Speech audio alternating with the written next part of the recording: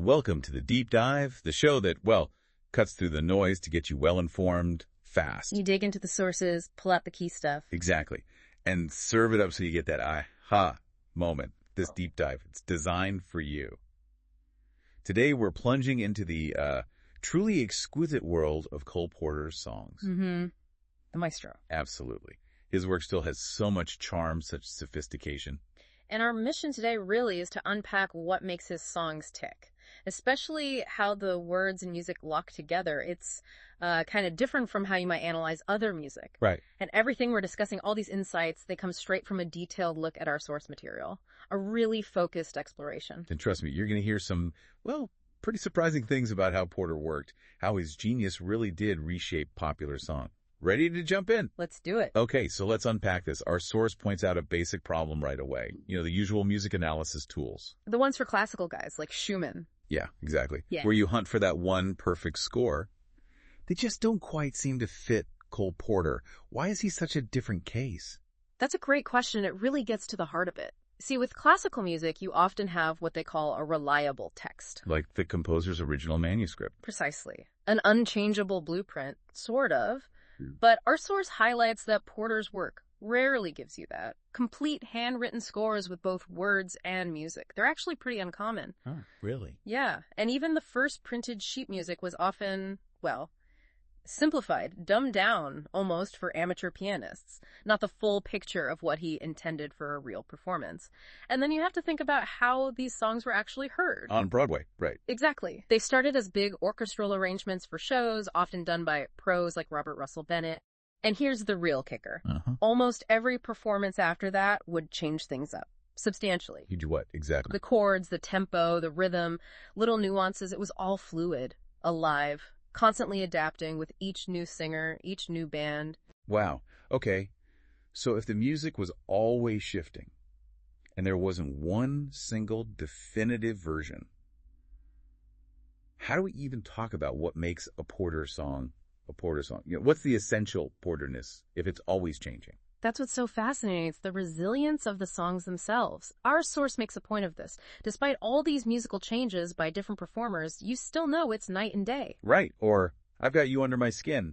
Instantly recognizable. Exactly. No matter who's singing or how it's arranged. So it forces us to ask, what are the essential features here? It's clearly not just about the notes on a page. It's something deeper about how the pieces fit together. Which brings us, perfectly to the words and music, that relationship. Because in a lot of classical music, the tradition is that the words come first, they guide the music.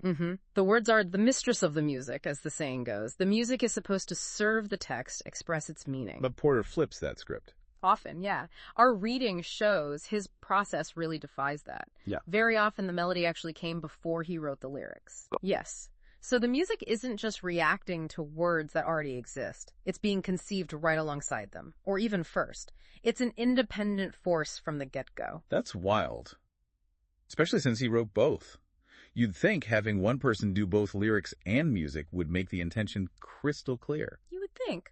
But our source notes, it's still tricky to know exactly how he saw the words and music conceiving each other. Was it tune first, words second, vice versa, simultaneous? So his process was maybe more integrated than we assume. It seems so. Robert Kimball, who knows Porter's lyrics inside out, said separating them gives you only half the picture. They were that intertwined. Porter might start with just an idea, a musical scrap, a lyrical hook, maybe both. And work inwards. Apparently so. Working from the beginning and the end towards the middle, tweaking, polishing both words and music constantly. It was a unified process. And think about what happens once a song becomes a standard. The music. It can change dramatically. Different keys, tempos, arrangements. Right, like we said. But the words, almost never altered. People sing them exactly as written. Or if it's an instrumental version, they're just left out entirely. And yet, you still know the song. You do. Listeners often identify an instrumental Porter tune just by the first few words of the title. Even if they couldn't sing the rest, that link is incredibly powerful. Okay, so what's the core idea here then from our source? How should we approach this relationship? The big insight is this. Stop trying to analyze how the music expresses the lyrics in that old way. Instead, look at how they relate in what our source calls essentially musical and poetic structural terms. Meaning? Meaning, how do they sound together? How do the rhythm of the words match the rhythm of the music? How do rhymes line up with musical phrases? It's about their combined sonic and structural impact, no matter which bit Porter thought of first. That really shifts things. Okay, let's make this concrete. Let's apply this to a classic every time we say goodbye. From 44, right? 7 Lively Arts. Exactly. A perfect example. First, just listen to the sound of the lyrics. It's incredibly dense. You've got end rhymes, internal rhymes, assonance repeating vowel sounds, alliteration. It's packed. Like a tapestry, you said. Yes, and that long I sound, I, die, why, goodbye, it echoes everywhere, especially around goodbye. It gives the word this lingering, resonant feel. And the music reinforces that. Cleverly, yes. Porter puts internal rhymes like die and why in similar spots in the musical meter. They land with a similar weight. Even if the syllables aren't exactly the same length in the lines themselves, the music makes them feel parallel. Interesting. And musically, how does it unfold? Well, it starts quite simply. The first phrase, 4 measures, is very straightforward. Uses notes from the main scale diatonic. Feels grounded. But then the second phrase starts building tension right away. The melody climbs. He throws in a couple of notes that are slightly unexpected chromatic notes, G-flat and C-flat, just enough to create a little color, a little unease. And the rhythm. It gets more lively, more syncopated, those offbeat accents. And this tension keeps building in the next phrases. The melody goes higher, the chords get richer, more complex, chromatic harmony. And our source points out something really specific in lines 13 to 16. The lyrics get denser. More words packed in. Exactly. Instead of the usual, say, 12 or 14 syllables you might expect in that space, he fits in 17 syllables in those 4 measures. It feels accelerated. Well, the music matches. Perfectly. The chords change faster, that's accelerated harmonic rhythm, and the melody makes these big dramatic jumps right at the climax. It all feels more intense, more urgent. And our source mentions something about word painting with major and minor. Ah, yes, that's a brilliant touch. He puts the word major on that slightly dissonant C-flat note, and then the word minor arrives right when there's a prominent C-flat in the bass line underneath. So it's almost like a musical wink. Playing with expectations. Precisely. Explicitly linking the text to these surprising musical choices. It makes you feel that major-minor shift in a really tangible way. So overall, the song has this really clear, dramatic shape. It starts abstract, philosophical, almost the sadness of parting. Then it gets more concrete, describing the positive things they're leaving behind, the joy of being together. And this builds and builds to that poetic and musical climax. Before settling back down. Right, before resolving back into that opening line. It's a whole journey, carefully crafted. That really shows his control over the form, the dramatic arc. He used standard song forms, right? Like AABA. Yes, AABA and also ABE, which sometimes gets called ABA. Those were common structures for refrains. But he wasn't just filling in the blanks. Not at all. And this is key. Porter rarely just repeated sections verbatim. Even in an AABA form where the A section comes back, he'd almost always tweak it somehow, introduce variations. Why is that important? Because his songs usually build towards a climax, lyrically and musically, in the later sections. Simple repetition doesn't really achieve that build. The ABA form, especially, allows that final section, the B or C, to be different, to really ramp things up for a powerful finish. Okay, let's see how this works in other songs. How about You'd Be So Nice to Come Home To? Another great example. And lyrically, you find that same saturation of the long I sound, just like in Every Time We Say Goodbye. It adds that expressive quality. And musically? Musically, he creates this feeling of accelerated phrase rhythm. The lines are shorter, and he uses a series of 2-measure phrases, often built around this little recurring 3-note pattern. Like a little melodic hook. Kind of, yeah. A rhythmic melodic element that keeps pushing upwards, reaching higher pitches. It creates this sense of forward momentum, almost yearning. And the climax, measures 13 and 14, is really powerful. The melody hits its highest note, an E, right on the word all. Summing everything up. Exactly. Summing up all of the singer's desires. And then immediately after, there's this striking shift.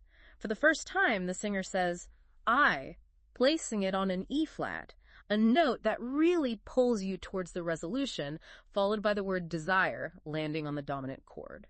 Huge anticipation. That's a definite turning point. Absolutely. A structural turning point. And our source mentioned something about how he uses the opening phrase, "you'd be," later on. Yes, he cleverly inverts its position later in the song, bringing it back for a really strong climactic conclusion. It's like the whole song structure reflects that journey towards desire. Now, if you look at Easy to love. which also starts with that "you'd be so" idea. Right, that conditional, "you'd be so easy to love." It shares that starting point, that hypothetical perfection. But easy to love takes it somewhere else structurally. How so? It opens with those "you'd be so what" kind of questions. Then it shifts perspective to "we'd be so." And then you get this really striking condensed section near the end. "You can't see your future with me." That's quite direct. Very. And notice the tight rhyme, see and me. It feels very close, very inevitable in the text. And the music mirrors this perfectly. There's a high E note on the word shame just before this, acting as another turning point that demands resolution. And the music phrases leading into that "you can't see" line become denser, more packed with short motifs. Reflecting the condensed lyrics. Exactly. Our source calls it motivic density, matching the accelerated rhyme. The music itself feels more focused, more intense, matching that lyrical urgency. Okay, stepping back then. What does all this analysis of Porter tell us about popular song more broadly? What are the bigger implications? Well, the profound insight from our source is that Porter just entirely confounds the notion of a song as a setting of a text. You can't just see the music as serving the words. They're equal partners. Completely equal footing, inextricably linked, and that forces us away from only thinking about how music expresses lyrics. And towards what? Towards looking at their shared features, rhythm, pitch contours, syntax, the sheer sound of the vowels and consonants, assonance, rhyme. How do these elements work together musically and poetically? And even when he uses standard forms, like AABA, Porter creates these unique dramatic shapes within them. There's always a purposeful journey, guiding you from the start, through the middle, to a satisfying end. His ear for the music and the poetry. And the poetry and the music. They were, as our source beautifully puts it, indistinguishable. He heard it all as one integrated thing. And that's why the songs feel so complete, so right. So the main takeaway really is that genius integration. Cole Porter wasn't just writing words and music. He was weaving them into a single fabric, creating these dramatic journeys that are more than just expression, they're experiences. So we really encourage you, next time you listen, Porter, listen with this new perspective. Listen for how the rhythm of the words plays with the music, how the sounds echo, how the whole thing builds. See how those standard forms become dynamic, not static. Yeah, definitely. And maybe here's a final thought to mull over. Think about how this incredible flexibility and dramatic shaping in Porter's work, sitting somewhere between being written down and being passed on orally, almost gives us a unique way to understand popular song itself. How so? Well, it makes you wonder, doesn't it? What other art forms manage to blur the lines between their different parts, their words and sounds, or images and narrative in such a powerful, almost indivisible way? Where else do you find that kind of magic? A great question to leave us with. Thank you for joining us on this deep dive into the brilliant world of Cole Porter.